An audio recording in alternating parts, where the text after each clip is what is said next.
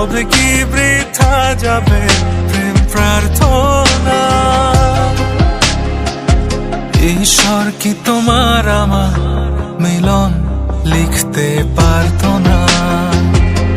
ঈশ্বর কি তোমার আমার মিলন লিখতে পারতো না?